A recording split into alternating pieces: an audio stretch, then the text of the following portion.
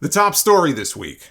On Thursday, WWE dropped some big news about its return to Australia. We got news on their television rights deals and where SmackDown is going next year. I'm going to get into all that. But on the very same day all of this news breaks, we also got a wave of talent releases. It's like it was timed for the same day on purpose so that the bad news would be drowned out by all the good news. Usually it's Black Friday when it comes to WWE cuts. This time it was Black Thursday, only it wasn't just limited to Thursday. But with the closing of the Endeavor deal last week, WWE fired over 100 employees. They gutted entire divisions. But when the CEO of the company says that they are looking at $50 to $100 million in cuts, there was no way the talent roster was going to get off scot-free. And it didn't. The cuts this week came from the main roster, they came from NXT, and they came from the Performance Center, people who weren't even on TV yet. In all, there were more than 24 releases, which gives new meaning to the term future endeavored. But the biggest of those names is also the least surprising to me, and it should be to you as well, and that is Matt Riddle, who was officially alerted by WWE of his release at 5:30 in the evening on Friday. Now, this came exactly 2 weeks after the incident at JFK Airport coming back from WWE's show in India that they did, where Port Authority officers, they got a call about a disorderly person who was deplaning. They met that person at the terminal. It turned out to be Riddle. And the cops talked to him and other witnesses on the scene. He seemed apologetic for however he was behaving. There was no police report filed. He wasn't arrested or anything like that. He was free to go. But then he went on social media and he claimed that he was sexually assaulted by one of the officers and harassed. He said, "No means no, and just because I'm nice doesn't mean yes." And he included a photo of the officer who allegedly assaulted him. Less than an hour later, he took the post down, and it was never spoken of again. The Port Authority said they were launching an internal probe to see if his claims had any merit. WWE said they were going to be doing the same. Evidently, the findings of those investigations must not have been kind to Matt Riddle. This all came just days before Endeavor officially took over and WWE came under new management. So the timing could not have been any worse for Riddle. And he never appeared on television again after that. He missed that Monday Night Raw show that week with what was said to have been a medical issue. Actually, Meltzer said he was told it was bronchitis and a double ear infection. And that's why Riddle was pulled from the shows. I heard that and my bullshit detector immediately started popping off. Maybe he came down with a case of chickenpox too. Fightful claims he was not part of WWE's creative plans following the incident, despite the fact that he was in the middle of a storyline with Drew McIntyre because they had just started teaming up on television. One source cited Riddle as having, quote, burned through too many chances while in WWE. Riddle posted the following statement: "Just wanted to inform everyone that I am no longer with WWE.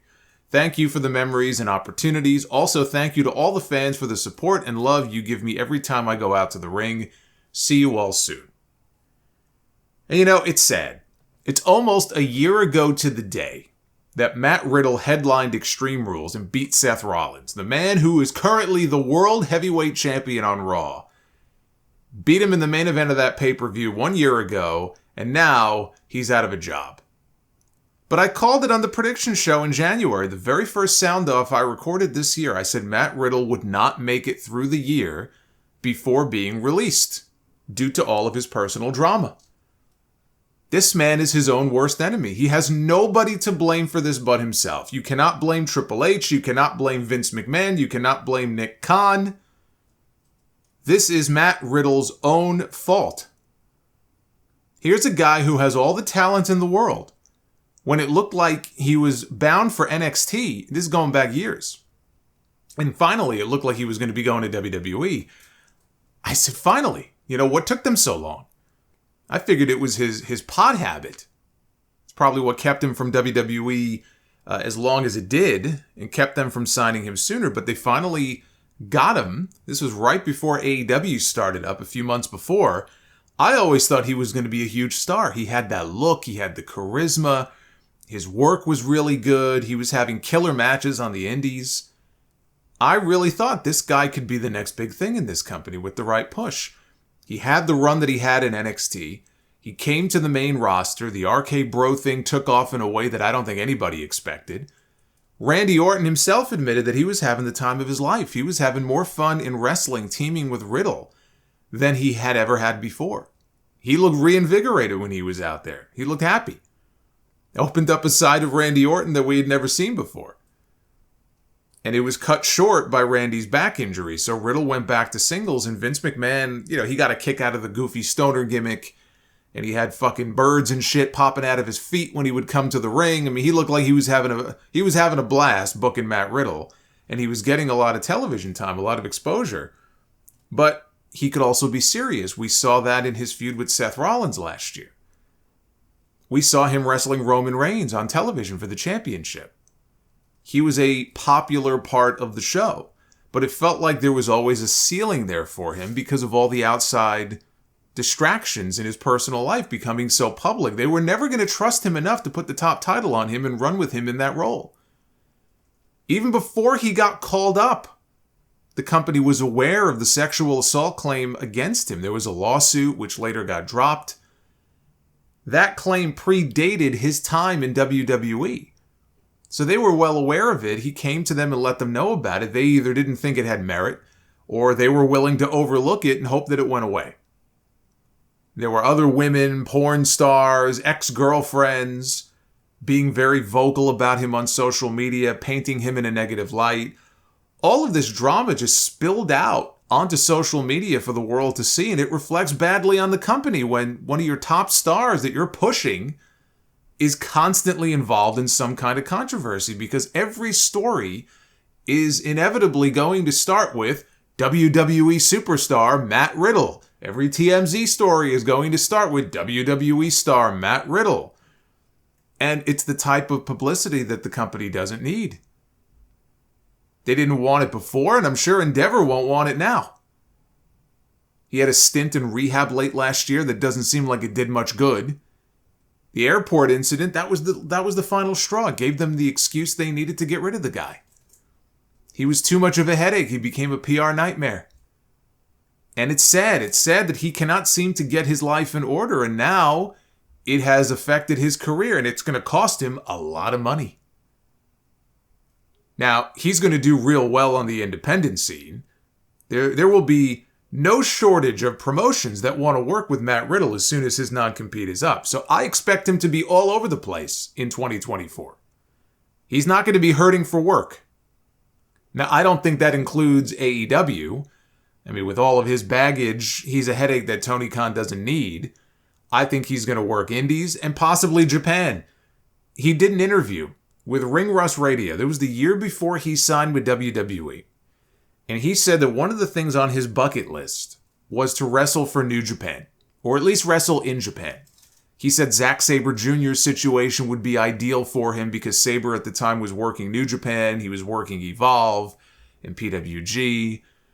And for his resume, checking off the New Japan box was a goal of his. Now that was 6 years ago. People's goals change. If Riddle feels the same way, then he'll make a play to work for New Japan. Mercedes Moné made a deal to work for them, their parent company, and she was at Wrestle Kingdom this year. I would not be the least bit surprised if we get a Matt Riddle appearance or a match at the Tokyo Dome in January. It's very possible. The only thing is, and it's a big thing, is that Japan is very strict when it comes to cannabis, at least as far as possession. Matt Sydal, this poor bastard, he's still traumatized by what happened to him when he got caught with, I think it was liquid cannabis in his backpack. Somebody tipped them off that he had it in his possession. Somebody narked, and they probably thought he was a drug smuggler, but he got convicted. And they wanted to send him to jail for a year and a half, but he got 3 years probation instead and got to go home. I don't know if the laws there are different now than they were back in, I want to say 2016 when that happened. Probably not. But they don't play around with that stuff over there.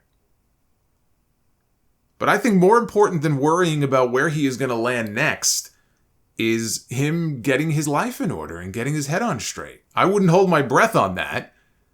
But ultimately, it cost him, his big gig and whatever money he'll make elsewhere. And he'll make money. Like I said, he'll make good money, but he had a sweet gig and a sweet thing going in WWE, and he pissed it all away, and he has nobody to blame for that but himself.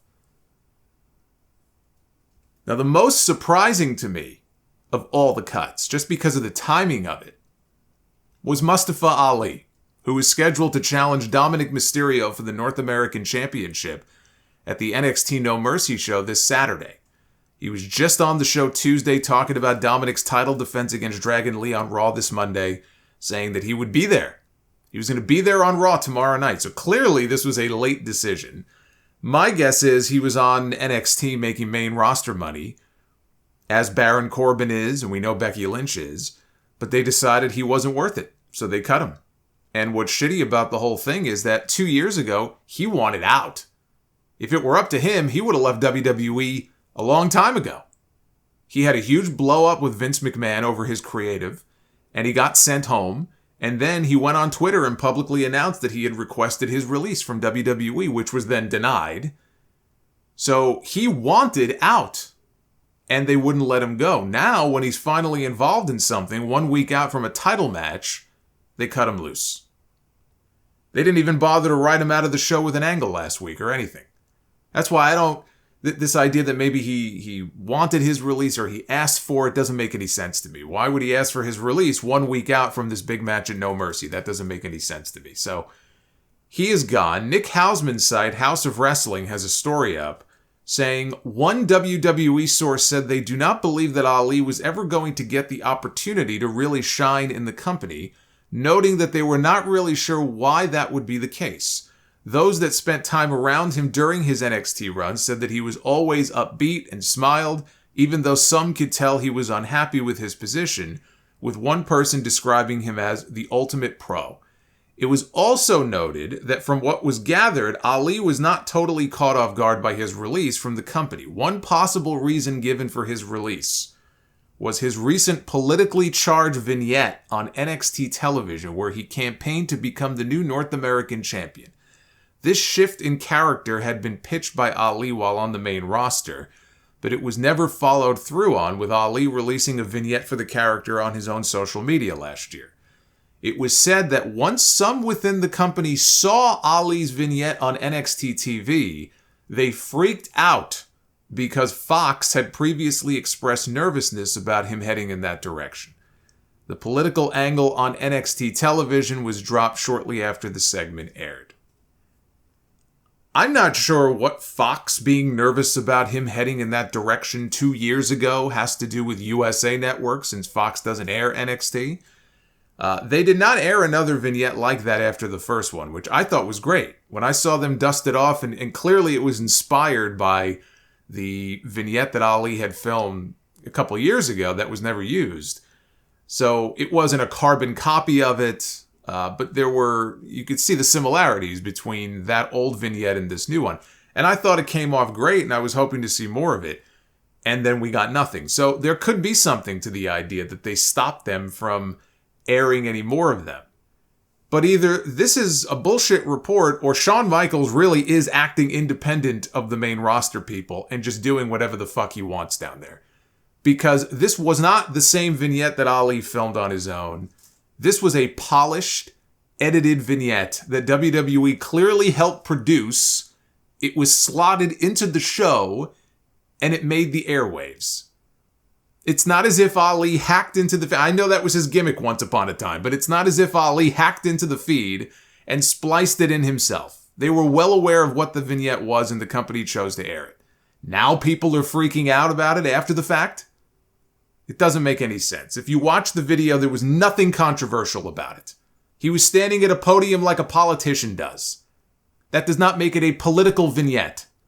And if this is what wrestling has come to, where that video, the one that I watched a few weeks ago on TV, if that video is deemed controversial, then these fucking people have gone softer than Charmin. I thought it was actually really well done. I was hoping to see more of it. Ali was a standout from the first Cruiserweight Classic. I had never seen him before.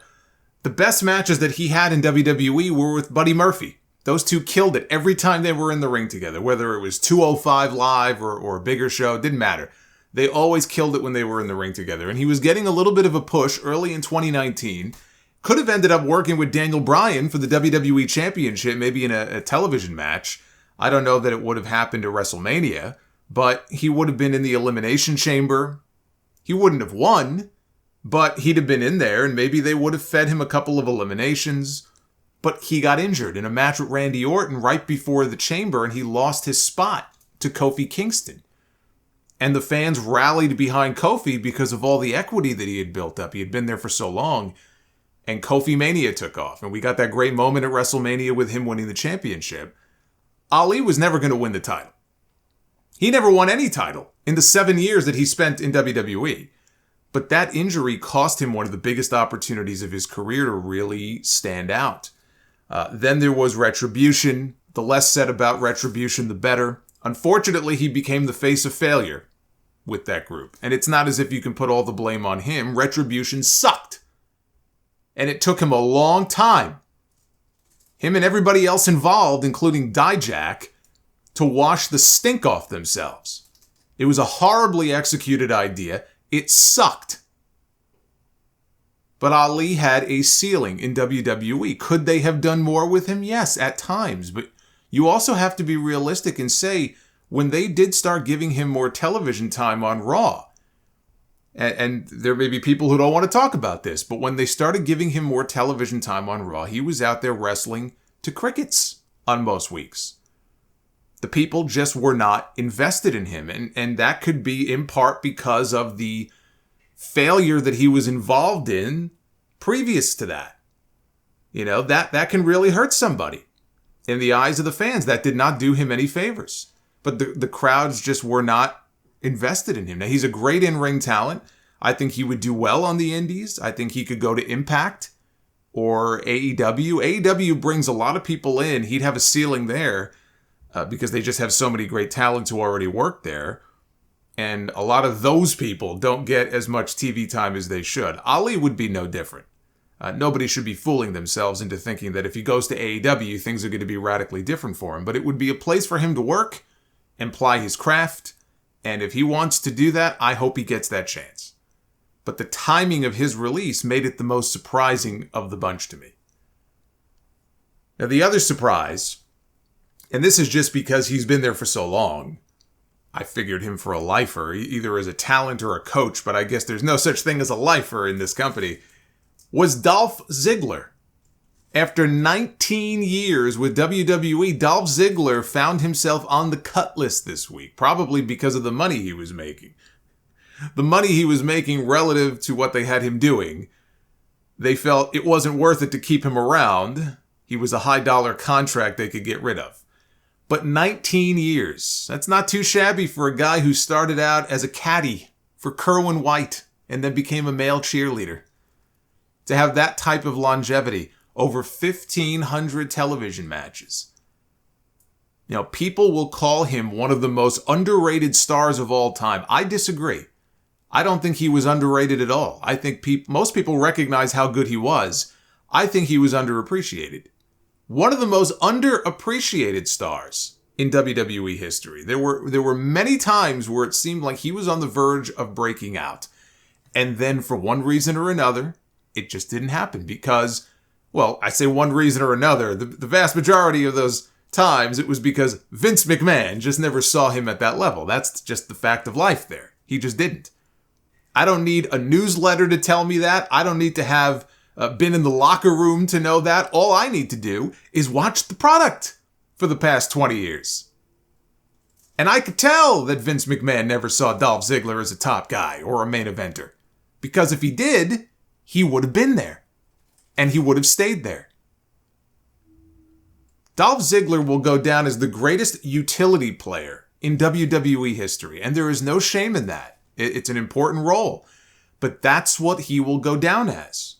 Where he brought value to the company and really shined was in his versatility. You know, Chris Van Vliet asked him once, what's the thing he loves most about, I think the question was, what do you love most about working for WWE, or the proudest thing you've done or whatever in WWE? He said it's the fact that they could plug him into whatever situation they needed him in whether it's singles, whether it's tags, main roster, NXT, and he would deliver every single time. Even if it was a match that he felt, okay, the fans know, all right, he's not going to win.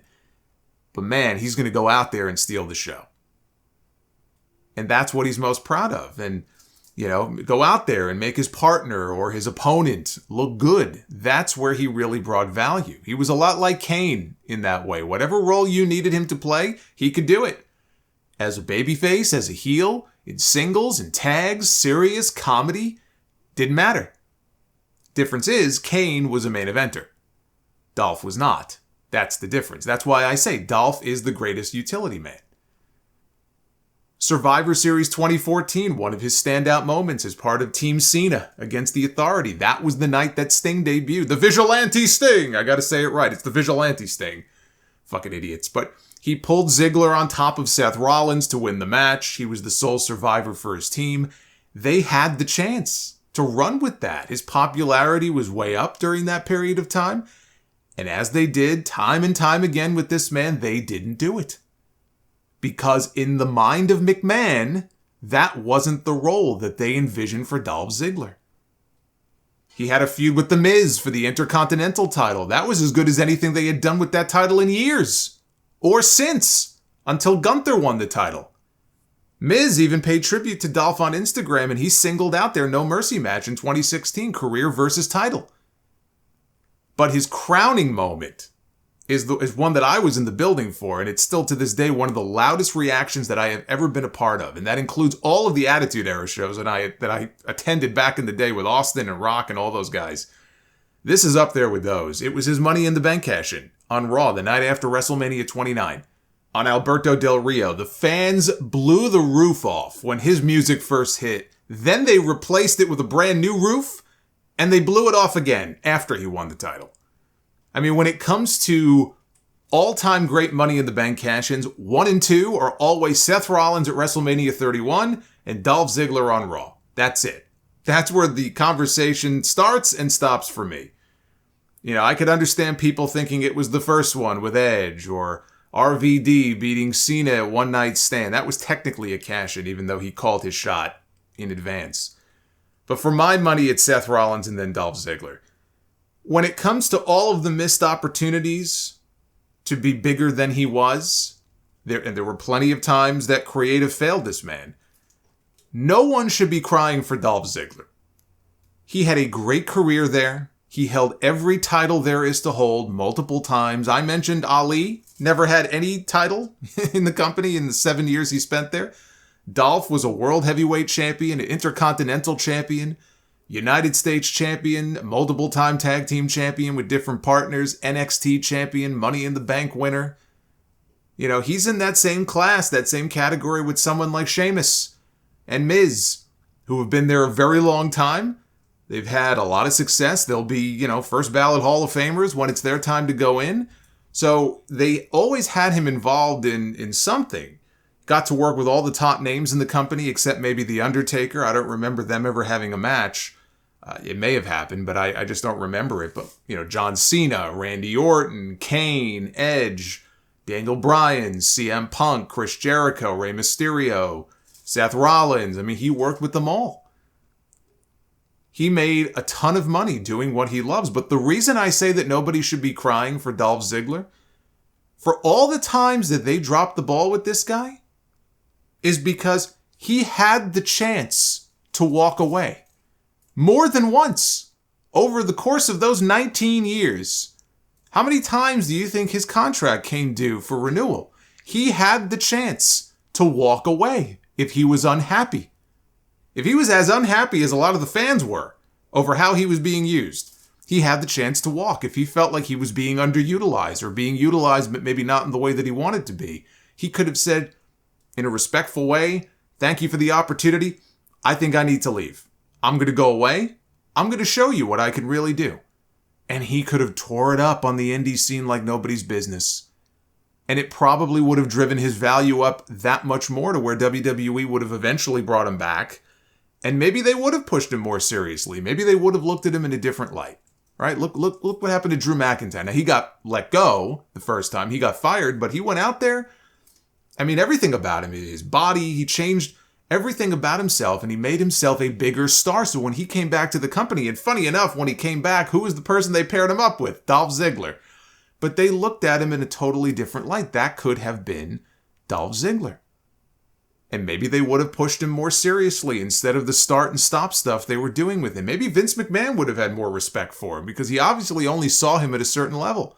Sometimes people have to go out and do that sort of thing, and it's almost like they earn his respect in that way. Like, oh, okay, you went out and I see what you did. And I don't know, maybe that's part of the problem there. But he opted to stay and re-sign and take the money, and there's nothing wrong with that, but that was his choice. So don't cry for Dolph Ziggler. He stayed because he wanted to stay. He was happy to do whatever they asked of him. And whatever missed opportunities there may have been, look, you get smacked in the face once, it doesn't feel too good, but okay. You didn't see it coming. By the third or fourth time, you really can't be angry and pretend that you didn't see it coming. At that point, you're making a conscious choice to stay, and you take the good with the bad. That's just how it goes.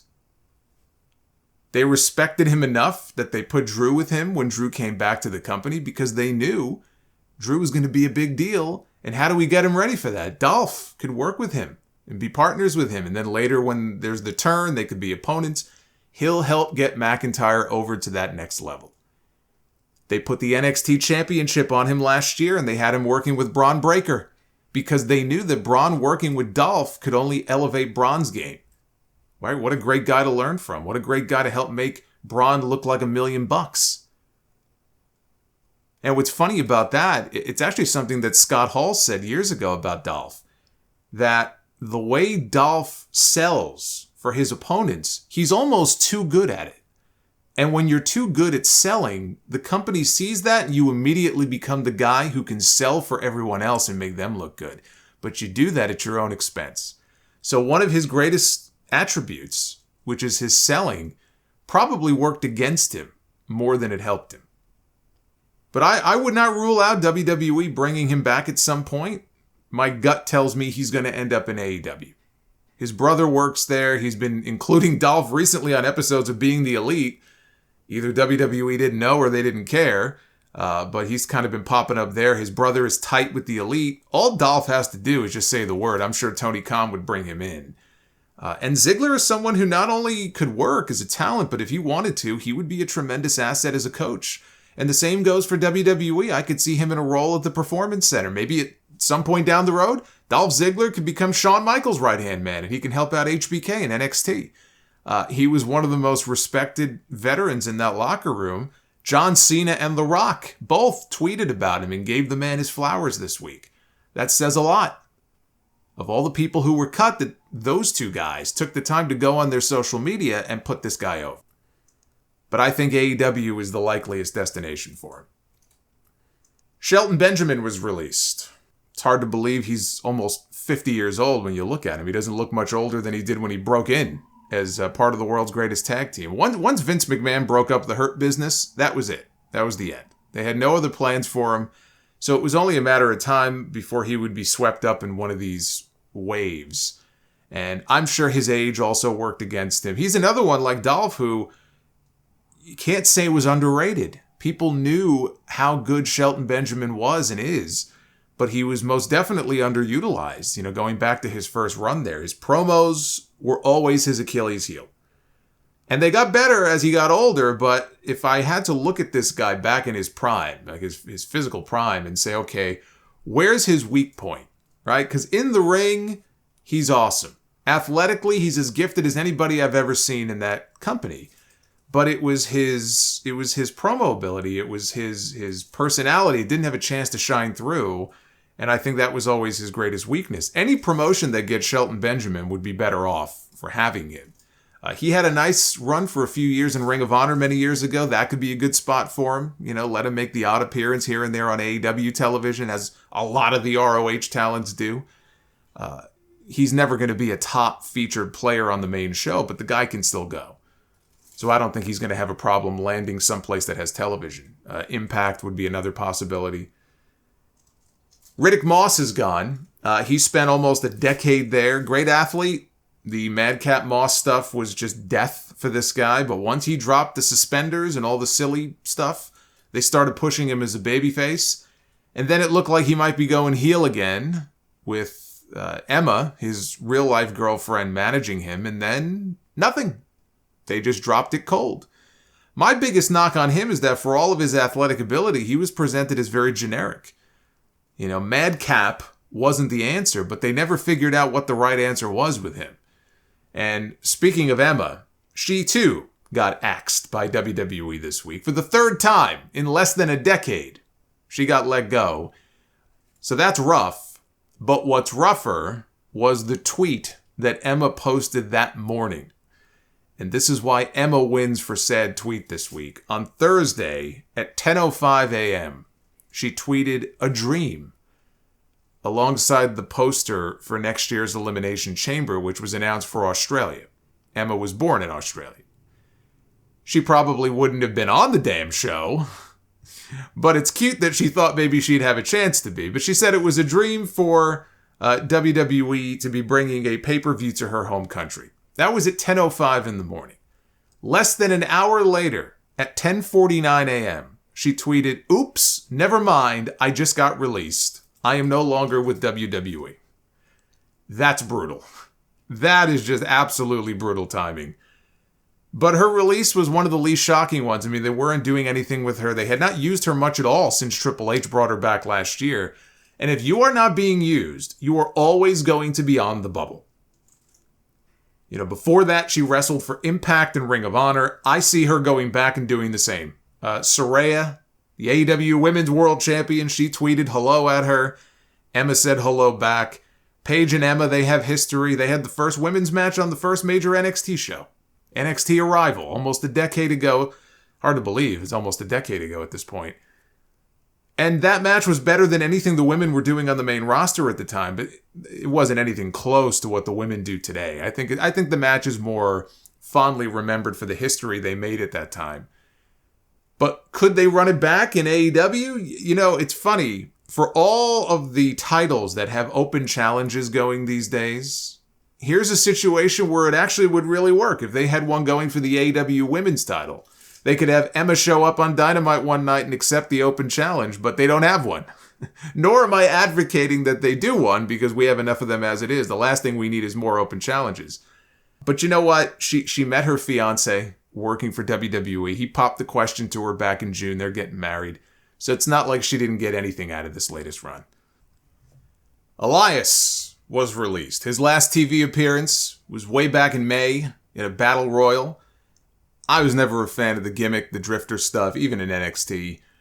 He would get good heat for it on TV. Actually, he got incredible heat that one time in the ring with Kevin Owens when he made fun of Seattle losing its NBA team to Oklahoma City. I cannot remember a louder, more sustained booing probably since Shawn Michaels cut that promo in Montreal in 2005. I mean, it was unbelievable. He also got to work a lot with John Cena. In fact, he had 2 WrestleMania appearances with Cena. At 34 in New Orleans, he was the tease before Undertaker eventually came out and wrestled Cena. And again at WrestleMania 35 when Cena came back as the Doctor of Thugonomics for one night and they did a segment together. Then he disappeared.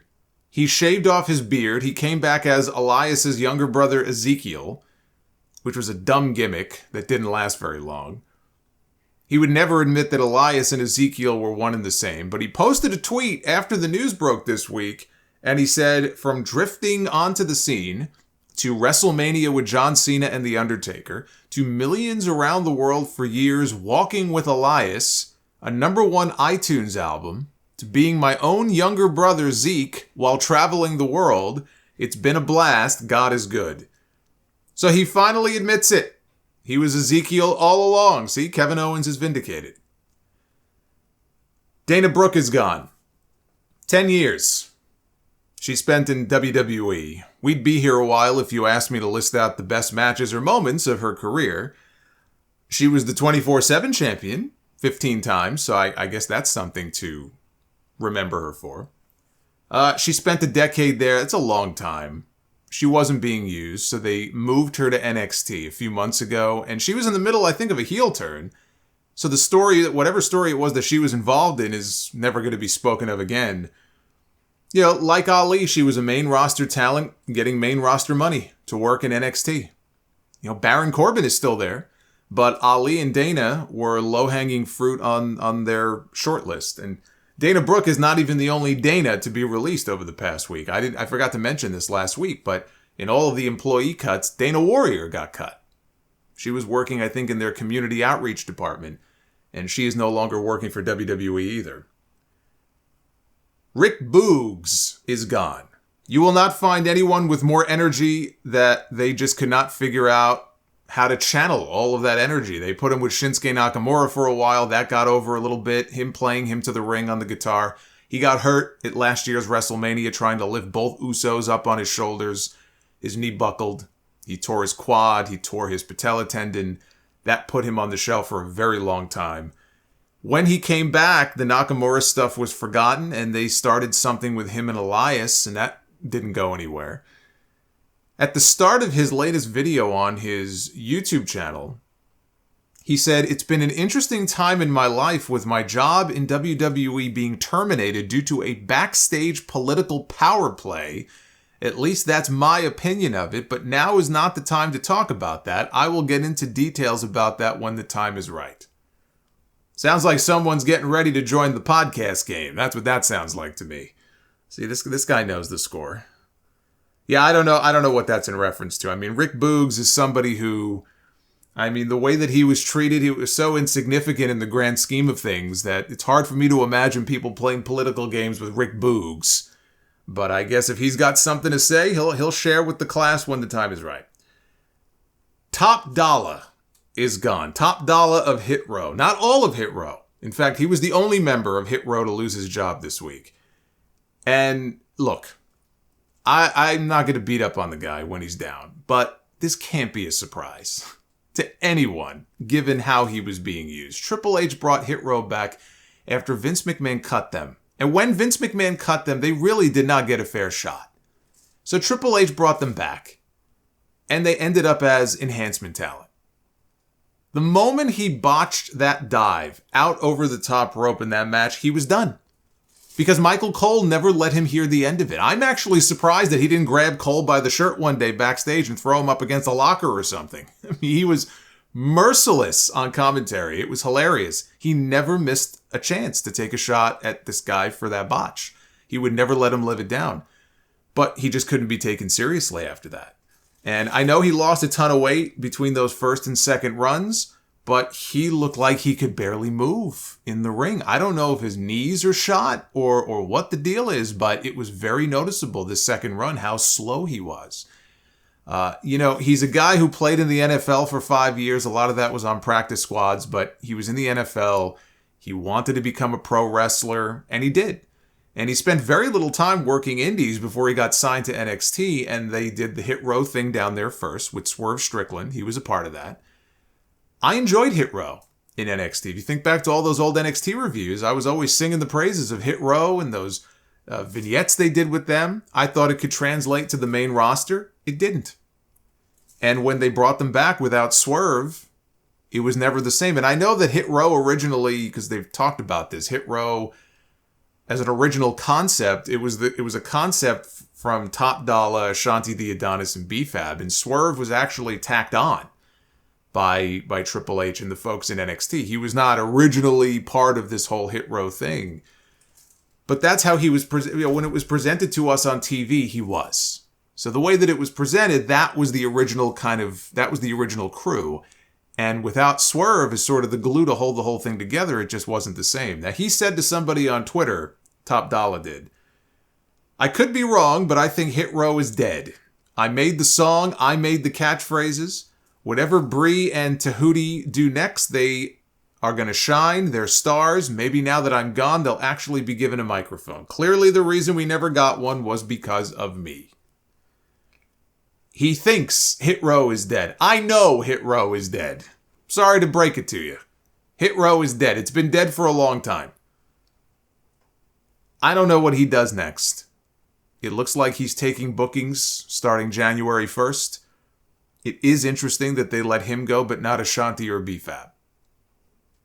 The Maximum Male Modeling Agency has officially closed its doors. Max Dupree is dead. Maxine Dupree, she enrolled in the Alpha Academy. And now Mace and Mansoor, or Masse and Mansoor, they're gone. Honestly, as soon as they took Maxine away from them, they were dead. They were dead men walking. It was only a matter. They were already gone. They just didn't know it yet. I still think Mace in particular has a lot of potential. And Mansoor is very talented too. But I always said, Mace, I don't know. There's just something about him. I think he's got a lot of untapped potential. They first tried him out as an announcer on Raw when he was Dio Madden. That didn't work out. He got F5 through the announce test by Brock Lesnar, and that was the end of his announce run. Then he ended up in Retribution, which was a disaster. Then Vince McMahon decided to make him and Mansoor male models, and LA Knight their manager. And to their credit, what I saw of Mason Mansoor and the YouTube stuff they were doing, they took that gimmick and they turned it into something entertaining. We just never saw any of that on television. But if you watch some of their online stuff that they do, they're very entertaining together. They just never got the chance to translate that to TV because there's just so little television time for them to devote to a gimmick that clearly they just consider to be enhancement and nothing more. But for the success that, for example, Tyler Breeze and Fandango had doing the Breezango stuff, there's no reason that these two, if you let them kind of go out and do their thing and do that on television, I think that could have gotten over in the same way that Breezango did. They just never had the chance. Now, Mansoor, for the longest time, they would just dust him off for every Saudi Arabia show. It became a running joke. These two, if they stick together, and I sense they probably will, I think they would do very well on the indies. And if they wound up in a place like Impact and had a little creative freedom, they could do some very entertaining stuff. Also released were Aaliyah, who was never used again after losing the women's tag team titles last year.